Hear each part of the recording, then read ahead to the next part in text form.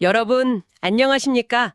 여디디아와 함께하는 하늘은하수 라디오에 오신 모든 분들을 진심으로 환영합니다.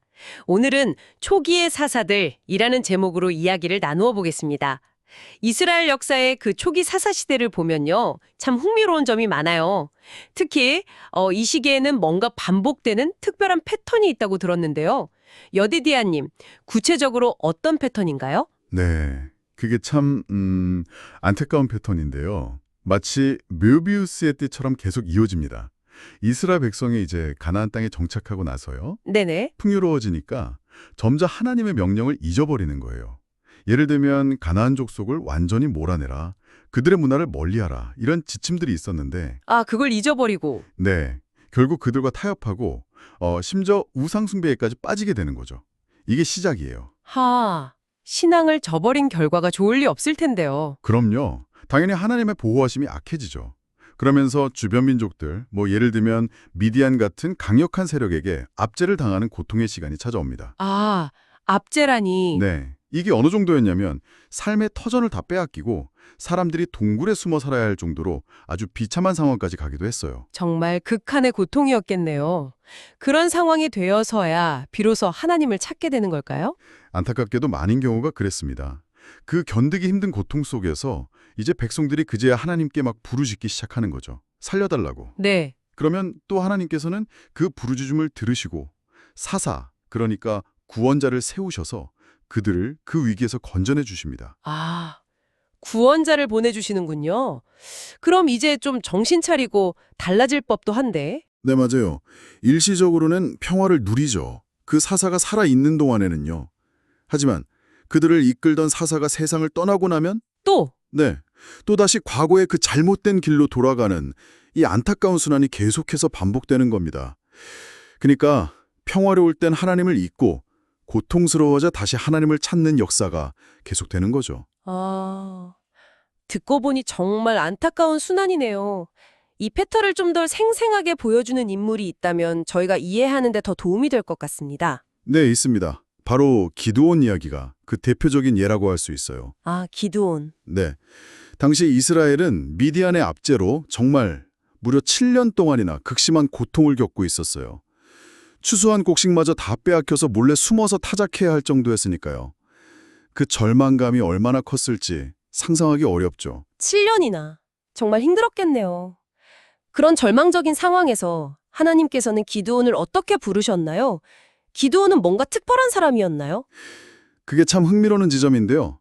기드온 스스로는 자기를 므낫세 지파를 위해서 가장 약하고 심지어 내 아버지 집에서는 내가 제일 작은 자라고 생각했어요.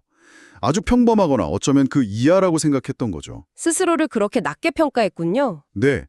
그런데 하나님께서는 그런 기드온에게 나타나셔서 뭐라고 부르셨냐면 큰 용사여 이렇게 부르셨어요. 와, 큰 용사라니. 네. 그러면서 이스라엘 구원의 사명을 맡기셨죠. 이게 뭘 보여주냐면 하나님은 우리의 어떤 배경이나 능력, 외적인 조건을 보시는 게 아니라 그 중심의 진실함, 그리고 하나님을 의지하려는 그 마음을 보신다는 걸 아주 잘 보여줍니다. 자신을 작게 여기던 사람이 큰 용사라는 부름을 받았을 때 그 심정이 어땠을까요? 참, 그런데 그 미디안과의 전투 과정에서 군대 수를 엄청나게 줄이셨다는 이야기는 정말 놀랍습니다. 맞습니다. 정말 파격적이었죠. 처음에 모인 군사가 자그마치 32,000명이나 됐어요. 32,000여. 네. 그런데 하나님께서는 너무 많다고 하셨어요. 그래서 전쟁이 두려운 사람들을 먼저 돌려보내니까 1만 명이 남았고요. 네. 거기서 또 물 마시는 모습을 보시고 최종적으로 300명만 선발하신 거예요. 32,000에서 300명이요. 와, 정말 상상하기 힘든데요. 아니, 왜 그렇게까지 하셔야 했을까요? 그 이유가 뭘까요? 여기에는 아주 중요한 영적인 원리가 숨어 있습니다. 하나님께서는 이 전쟁의 승리가 사람의 숫자가 많거나 힘이 강해서 얻는 게 아니라는 것을, 오직 당신의 능력으로 말미암는다는 것을 이스라엘 백성 스스로가 깨닫기를 원하셨던 거죠. 하나님만 의지하게 하시려고. 그렇죠. 그리고 또 하나는 혹시나 승리한 후에 이스라엘 백성들이 교만해져서 우리 손이 우리를 구원했다 이렇게 말할까 봐 그걸 미리 막으시려는 깊은 뜻도 있었던 겁니다. 전적으로 하나님만 바라보게 하신 거죠. 정말 깊은 뜻이 있었군요. 그래서 그 300명으로 싸운 전투 방식도 아주 독특했다고 들었습니다. 우리가 아는 그런 칼과 창이 아니었다면서요? 네, 정말 독특했습니다. 각 병사에게 주어진 무기라고는 나팔 하나, 빈 항아리 하나, 그리고 그 안에 감춘 횃불. 이게 전부였어요. 네, 나팔, 항아리, 횃불이요. 그걸로 어떻게 싸워요? 그러니까요. 한밤중에 미디안 진영을 이 300명이 포위하고 있다가 약속된 신호에 맞춰서 일제히 나팔을 빵 불고 항아리를 와장창 캐뜨리면서 그 안에 있던 횃불을 높이 든 거예요. 와, 그러자 그 깜깜한 밤에 갑작스러운 나팔 소리, 항아리 깨지는 소리, 그리고 사방에서 번쩍이는 횃불 불빛에 미디안 군대가 완전히 혼란에 빠진 거죠. 자기들끼리 서로 치고 싸우다가 결국 도망치기 시작했습니다. 세상에 정말 영화 같은 이야기네요. 이건 뭐 사람의 전략이 아니라 정말 하나님의 방법에 순종했을 때 나타나는 기적이군요. 맞습니다. 정확해요. 하나님의 방법에 대한 순종이 가져온 놀라운 승리였죠. 하지만 그렇게 큰 승리를 경험한 기도원에게도 좀 아쉬운 점이 있었다고 들었는데요. 네, 그 점이 참 안타깝습니다. 승리 후에 백성들이 기드온에게 와서 우리의 왕이 되어 주십시오 하고 청했어요. 네, 그럴 만도 하죠. 그때 기드온은 내가 너희를 다스리지 아니하겠고 나의 아들도 너희를 다스리지 아니할 것이요 여호와께서 너희를 다스리시리라 이렇게 답하면서 하나님의 통치를 인정하는 아주 훌륭한 모습을 보여줬어요. 여기까지는 정말 좋았는데 그런데요? 그 후에 하나님의 어떤 지시도 없었는데 백성들에게서 받은 금으로 에봇이라는 것을 만들었어요. 원래 에봇은 대제사장이 하나님의 뜻을 물을 때 입던 거룩한 위복이었거든요. 아, 제사장의 옷이요? 네. 그런데 기드온이 만든 이 금 에봇은 본래 목적과는 다르게 결국 기드온 자신과 그의 가족 그리고 나아가 이스라엘 전체에게 우상 숭배의 올무, 그러니까 덫이 되고 말았습니다. 아, 선한 의도였을 수도 있는데 결과적으로는. 그렇죠.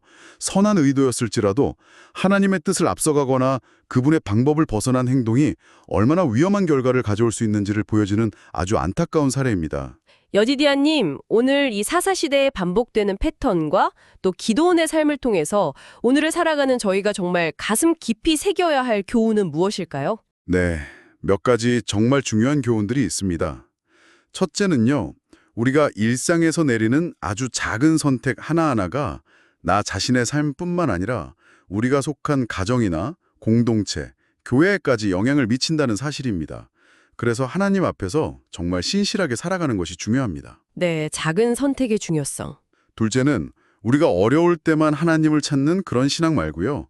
삶이 평안하고 모든 것이 잘 풀릴 때에도 변함없이 하나님을 기억하고 그분의 뜻에 순종하려는 마음. 그것이 진짜 믿음이라는 거죠. 평안할 때 더욱 하나님을 기억하는 믿음. 그렇습니다.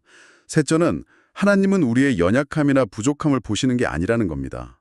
기도원처럼 스스로를 낮추고 겸손하게 하나님을 의지할 때 하나님은 우리를 당신의 큰 용사로 사용하신다는 소망의 메시지입니다.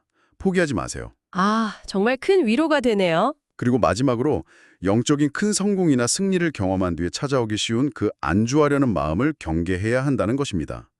승리한 후에도 계속해서 하나님의 인도하심을 구하고 영적으로 깨어 있어야 합니다. 자신의 경험이나 지혜를 의지하는 순간 기도원처럼 예기치 않은 위험에 빠질 수 있어요. 우리의 삶이 늘 하나님 안에서 안전하기를 바랍니다. 여러분, 오늘의 하늘의 나스 라디오 어떠셨나요? 매일매일 저녁 9시에 더 다양하고 흥미로운 주제로 여러분들을 찾아오도록 하겠습니다. 구독과 좋아요, 알림 설정은 저에게 큰 힘이 됩니다. 내일 다시 만나요. 안녕.